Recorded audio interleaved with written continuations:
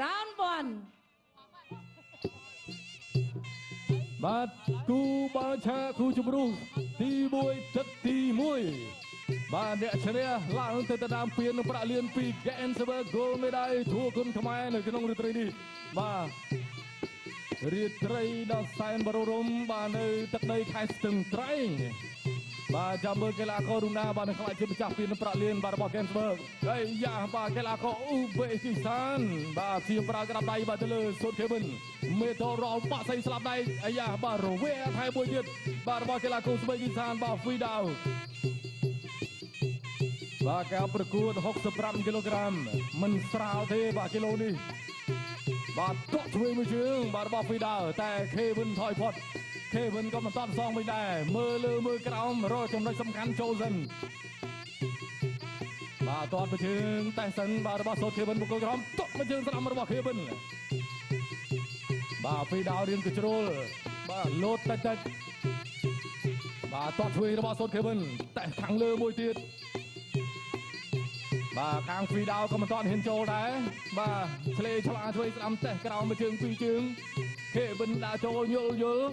បាទចេញអីមុនដៃឬជើងតក់មួយជើងស្ដាំរបស់សូតខេវិនសងឆ្វេងត្រង់នេះរបស់ហ្វីដាវតែខេវិនធាក់កាត់អីយ៉ាហ្មងដៃសូមួយខេវិនថយផុតអត់អី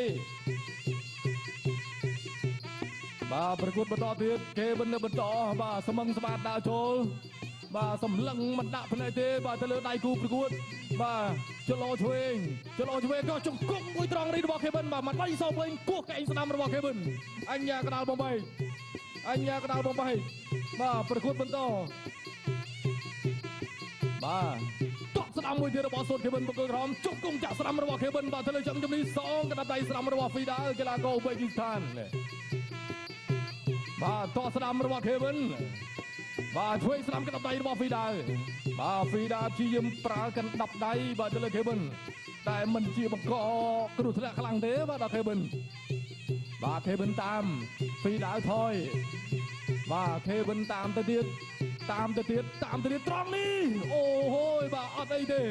បាទលេខផុតបន្តិចបាទសម្រាប់ហ្វីដាបន្តការប្រកួតបាទប៉ះហេតុបានទេបាទក្បាច់ខេវិនមួយរយៈនេះបាទព្រួលគូប្រកួតញយណាស់តក់ស្ដាំមួយជើងទៀតបាទអត់អីដើរចូលត្រង់នេះជង្គង់ស្ដាំរបស់សូតខេវិនជង្គង់ស្ដាំថែមទៀតទៅលើហ្វីដាអញ្ញាកដាលបំបីបាទចូលច្រើនជង្គង់ដែរបាទហ្វីដាអត់អីទេ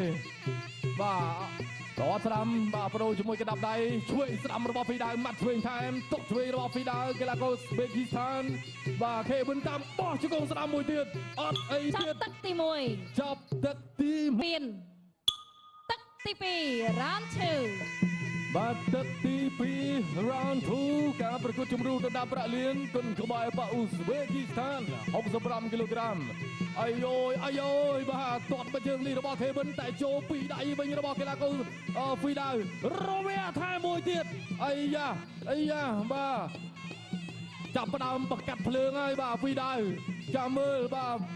ក៏បាច់សងវិញរបស់សូតខេវិន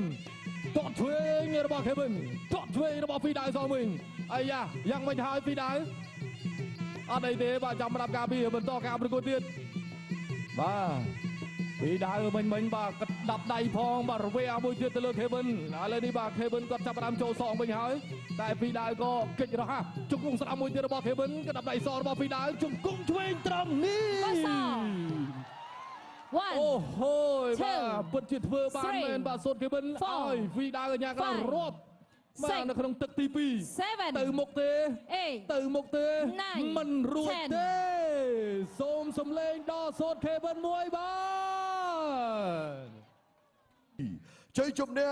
ឡើងទៅវគ្គផ្ដាច់ព្រួត Gensberg Gold Medal ធួគុណខ្មែរ65គីឡូក្រាមបានទៅលើបង្គោលក្រហមសូ